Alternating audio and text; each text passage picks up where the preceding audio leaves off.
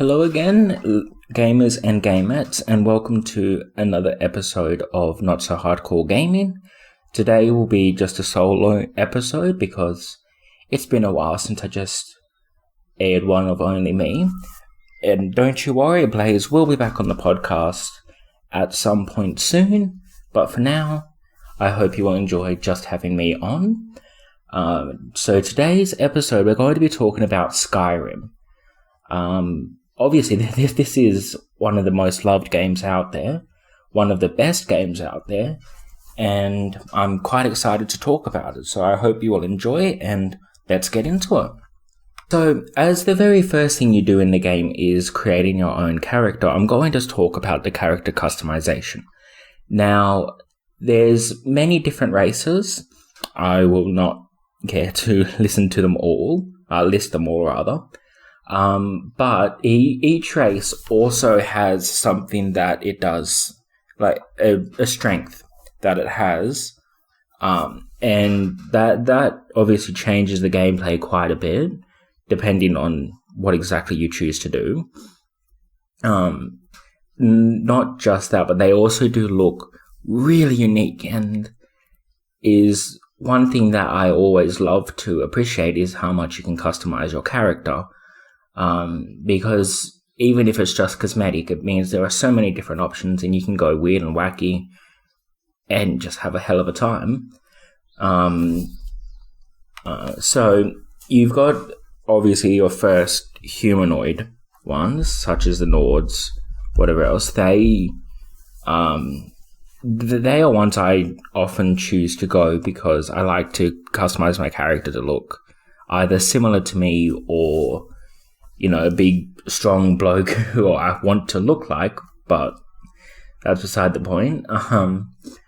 Then you've also got the Argonians, I think they're called, and they're lizard people, so can look weird and fantastical, which is good for a game such as this, where there's a lot of magic, there's dragons, there's many different places. It adds a lot to the lore of the game when you think about it, because it means there are many places, all of which inhabited by sentient creatures, and, what will happen is people will change some of the wording to say where you originate from, that type of thing, and it's good that it actually has an impact on dialogue in some ways. Not to mention it looks good. So obviously that is a really good way to start the game, but we'll move on now. So we've talked about the character customization in terms of visuals. So now we'll just move straight on to visuals and audio. Now, the visuals are good. And for the moment, I will talk about where I first played it, which is the Xbox 360. And that's because it is a bit older, but I will get onto other stuff in a bit. So the visuals themselves are beautiful. There are many different landscapes. There's all different weathers. You go to certain places and you see big ice. I don't think you actually see big icebergs, but you see ice on the water, snowing everywhere. Looks really good. So the different weather is really something I love to appreciate. But even taken away from that, the landscapes are beautiful because there's big mountains, there's seas in the end, there's huge castles, and no matter where you go, there's always a beautiful sight to see. At night, in some areas, it's got the Aurora Borealis, which is beautiful, one of the most beautiful sights in the world, and one of the most beautiful sights in the game by far. So the landscapes themselves are really, really beautiful. And then there are many different creatures. You've got anything right from, I think there are a couple foxes. You've got dogs, you've got deer, all of that there. It's beautiful. And they're each designed quite uniquely.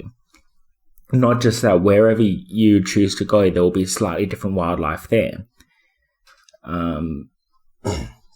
So as I said, that's one extra thing in terms of visuals, is you've got some wildlife which remind you those things exist, I guess. So then you've got the towns. All the towns are completely unique. You've got some where they're destroyed, like, and I forget the name, unfortunately.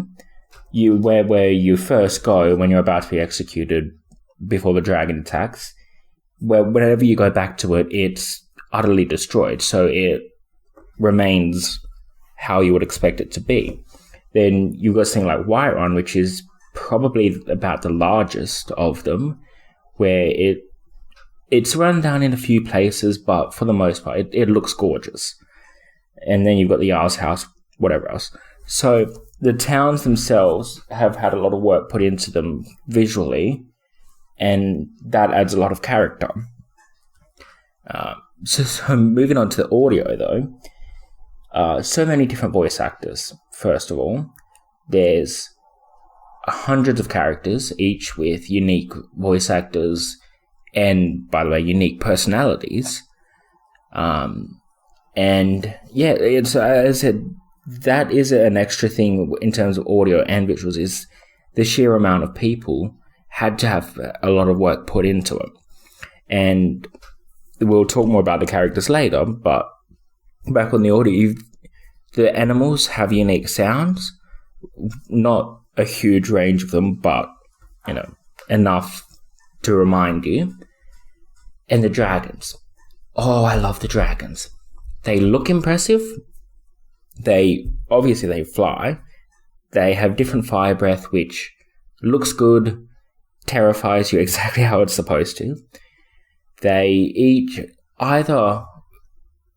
their roars are similar, but a lot of them will talk a little bit. And they sound unique. They sound good. And having a dragon have a conversation with you never gets old. That is a great, great feeling. For example, Paarthurnax, I love. I absolutely love Paarthurnax. Alduin fits exactly how you would want him to sound, because, he's evil. He sounds intimidating, angry, everything you would expect from a big bad villain. So yeah, visually, audio, a beautiful, beautiful game, and not just for the time, it still holds up now. So the gameplay is exceptional, because there is a huge array of weapons and even different specialties which will affect the gameplay significantly. So first of all, if you go straight for a warrior, you can dual wield or use a shield, and even that tiny little thing changes it. But you've got swords, axes, maces, and then you've got great swords, whatever else, which are two-handed weapons. And each of them will change a little bit. For example, the axe swings a bit slower, deals a bit more damage. It's a perfect middle ground, whereas the sword swings faster, does less damage. Maces deal the most damage, but are slower. So that alone is a good way to do it. I tend to go for the axe because it's the perfect middle ground. And another good thing about it, first of all, you can go magic, of course. Magic, you have defensive, offensive spells. You can just go for a pure magic build and you'll be pretty sweet. But you can mix the two. So one thing I found myself doing for a long time was, instead of having a shield and a weapon, I would have a weapon and heal in hand. So any damage I could heal easily and I could just chop up. So having the perfect blend of magic and warrior is one thing I personally haven't found in really any other game. And that is one of the biggest benefits of Skyrim, is they've put a lot of hard work into that there's so many different gameplay styles, all of which are unique and fun, and they just blend together very well. You can change your loadout at any time, and it really gives you a lot of flexibility. So if you're having trouble versing an opponent, just change your technique and you've got a new approach. You've got a way to beat them. And yeah, as I said, I am pouring a lot of love into this, but this is a really, really good game. And that's only the weapon, that's only the offensive. Then you've got the armor. Now, same with weapons and armor, there are many different materials you can use to make whatever equipment you're using, and each have different statistics. My favorite one for a very long time was the ebony armor. It looked good, it did a lot of damage, and it protected you very well. You've got, first of all, different resources poured into it. You've got light and heavy armor. Light armor weighs you down less, you can be a bit faster. Heavy armor just blocks more damage. And you don't have to equip a single set of them. You can have a piece of equipment from every different material if you wanted to, but you've got the benefits if you keep it the same. And yes, as having the weapons and armors as diverse as they are really, really plays into it well. This is just yet another strength that really plays into the game. I personally don't use a lot of the big fancy stuff. I tend to stick with the same things, but knowing I have that option is a really good thing. So while you've got the magic, which with that, as I said, you can do defensive spells like put up shields to block more damage, you can heal yourself, you can deal a lot of damage through throwing huge fireballs at people, which that is an awesome feeling. But you've got the shouts. Now, this is actually a story aspect, which I'm sure everyone will be familiar with, but if you're not, do listen in. Your character is what is called the Dragonborn.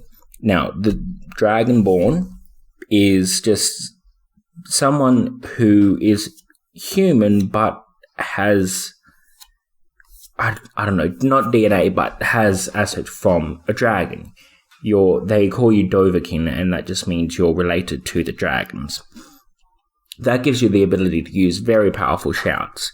We all know on the promotional everything, all the videos, we've got the good old Fusroda. That one, that's the best known one. But there are a lot of shouts in the game. You've really got that as just an extra little boost, and you can do that. They have a timer, but you can use them pretty much infinitely. And it is one that plays into well because you've got the magic, and who I don't know who voices the character, but obviously the character that you play will say the words out. It's not just you have an effect and it's not there. They say the words with force, beautifully acted out, superb, and that's a relatively minor detail, but the fact that you've actually got whichever voice actor is voicing them saying the words with the effect gives a lot more of a realistic viewpoint from it. And as I said, just there is a huge amount of the shouts, each which have really good abilities. They can boost your combat capability, or they can weaken the other. It's just one extra aspect which can change the gameplay really significantly. So when you combine everything together, there is practically an infinite number of ways you can play the game just by changing one or two abilities that you use as your main abilities. It really makes it easier to go and replay the game because you can try new things. So, as I said, that's one of my favorite things about the game is just the sheer amount of possibility that you have to be able to play. That pretty much covers all of the gameplay aspects, except for one, which is you can in the game become a werewolf or a vampire, and that I personally didn't do that much. I found I just liked going to be plain old Dragonborn, but being able to be that adds even more because, as I've said many times, it just adds an extra aspect to the gameplay, and it looks cool. You visually transform into whatever it is that you choose to do, whatever race, and you can go back and be cured of that at any time and just mix and match. And it has a significant number of effects as well. Obviously, you've got the skill tree, which I'll also mention briefly. You've got an own separate skill tree for when you want to be a werewolf or a vampire. And if you do it right, you can choose that and basically become OP. And as with any game, obviously you want to try and complete it the normal way. But then after you've completed as much again, you think, I just want to let loose. This game is good for that. So, yeah, that's a relatively minor thing. But the other part of it, is the skill tree itself. There are, I don't know exactly how many, but there are a lot of different skill trees which affect it. So if you want to go for a warrior build, you can upgrade your skill tree of single-hand combat, double-handed shield, heavy armor. It's got a bit of everything, and when you level up, you get not only to upgrade one of your 3 stats, magic, stamina, and health, but you get a skill point to invest in one of these skill trees. So you've got a linear progression of it. When it comes to then, I've mentioned the main ones for a warrior, which that's another thing, blacksmithing. You can create your own armor. You don't have to buy it. That is another part that I loved because after a while, you can't buy good enough armor that you have to create your own. So you can just invest into that early, create OP armor, go around and just chop chop. But then you've got the magic skill trees, where obviously it boosts your magic. You've got the 3 different main classes of magic, which is healing, just any really destruction, and I'm not sure exactly what the other is, but it's more, for example, we've got clairvoyance, which will help you lead towards your goal. Now, I don't know the official name of that, so I apologize, but those are the 3 main classes of magic, and with the skill tree, you can invest into specific ones for that. So for me, I would invest into healing the most because that's the one I would use the most. And so you can invest into that, but you can go a full offense build and you can deal a lot of damage from this. Now that is always cool, to just press a button and blow a huge hole in something. The little destruction maniac in me just absolutely loves that. And then you've got the stealth skills. Now, stealth is an aspect that I love in any game. It's always a really good challenge and good fun to just go around and silently take people down. I've mentioned that in various other podcast episodes that I've talked about. And in this one, it's a different kind of stealth, but it is still challenging and it still ticks all the boxes. So you can pickpocket, and if you do it right, you can pickpocket just about anything. Sure, it's morally corrupt, but it's a game. Who the hell cares? So you've got that. Then you can actually use it in an offensive capability as well. It has multipliers that if you stealth attack someone, it deals more damage. And I think the skill trees can help strengthen that as well. And yeah, so you've got that. And then you can sell gear for more by upgrading your speech tree. And then, you have an easier time intimidating, convincing, all that. That's another fun aspect that you can play very well into, is if you're a smooth talker, you can get away with a lot. So yeah, the number of different skill trees you can invest into, and the number of skills in each tree adds a lot, and it just makes it more fun. It gives you more freedom, and this is probably the single best game to do something like that. And yes, I cannot give enough credit for how much work went into that. Okay, that's every bit about the gameplay. So now we're going to talk about the story. Now, there is a main story to this. It's sort of a gradual progression. It goes along the same timeline you would expect it to, but it's not just the one whole story that you need to play, and you have to unlock quests from certain places, whatever else. So the biggest part of this game is actually side quests, and that is on. There are a huge amount of quests all over. You've got a big area to go from Skyrim, and there are quests everywhere you go. And that, I think, is part of why the game is so enjoyable. Is sure, there is a main story, and you can complete that straight away. You can complete it whenever you want. But there are a huge number of side quests which keep you playing the game.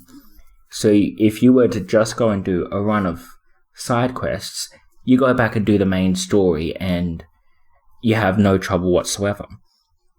But obviously, there are certain things you unlock, like the shouts. You have to do main quest stories to unlock them. And so it gives you incentive to prioritize the main story, but you don't have to go straight for it. This is probably the single biggest game in terms of all the side quests and everything like that. And yeah, there's not really a lot else to say, but just to appreciate the amount that went into it, the amount of work that had to have gone in. And yeah, the main story is relatively small, but that just no longer matters because of everything else. So that's a brief way of putting it, but it is something I can definitely recommend to play because you get to experience all different play styles just by doing different quests and everything. Absolutely beautiful. Cannot commend them enough. So now we come to the part I am most excited about, and that is the mods. Now, as I said earlier, I played this originally on the Xbox 360. And that alone was beautiful. I love the game a lot. But when I got my PlayStation 4, which is the main console I use currently, in fact, since I got that, I haven't used the Xbox 360 once. But getting Skyrim on the PlayStation 4 is a whole new experience because of the mods. So you've got many different types of mods. First of all, where you can mod the visuals. That is the very first thing I did. I got a few mods which change how it looks, and it looks like a completely different game. You've got many different types of visuals, but there is one main one which just enhances the graphics greatly. It's brighter. I could swear it's a higher resolution. They change a lot of the textures completely. And as genuinely, it looks like a completely different game. Then you've got minor things which, most people wouldn't give a crap about. But one that I got was, for snow and rain, it affects what your character looks like. So if you're playing in third-person mode, it changes there. So you can see that you're covered in snow, that type of thing. Little details like that really add a lot. Then you can change blood splatter, things like that, to just be a little bit more impressive. And that's just the visual mods. Next, you've got gameplay mods. Now, you can have ones which just add literally hundreds of different magic abilities. All new armor, weapons, everything. You can even change the entire skill tree completely. If you choose even just using 4 or 5 mods, it's like playing a whole new game again. And this is the biggest example of what makes it replayable more, is you can use just any set of mods and it'll be completely unique. It even can have different story, or not different story itself, but different side quests and everything. The fact that they allowed mods gives me a hell of a lot of respect for it, because very few games do that. And when you allow mods as a game company, it leads to a lot more people playing it more, because it adds a lot more love. They're investing their time to code things to make the game different for other people to enjoy. And just in doing that, they're enjoying another aspect of the game. So the mods are something that is very rare and hugely respectable and hugely fun. As I said, there is a mod for everything in it. And I honestly now can't imagine going back and playing it on the Xbox 360 because of the mods that I now use. It makes it just, in my opinion, like infinitely better having those extra things. And I can play it as much as I want to and never get tired of it. So when you add everything together, right from the 3 different stats to all the different skill trees, all the different abilities, and then the mods, when you add everything together, there is literally, numbers don't go high enough to how many different ways you can play the game. And, as I said, I ramble a lot about stuff like this because I honestly don't have the words to say how much I love it.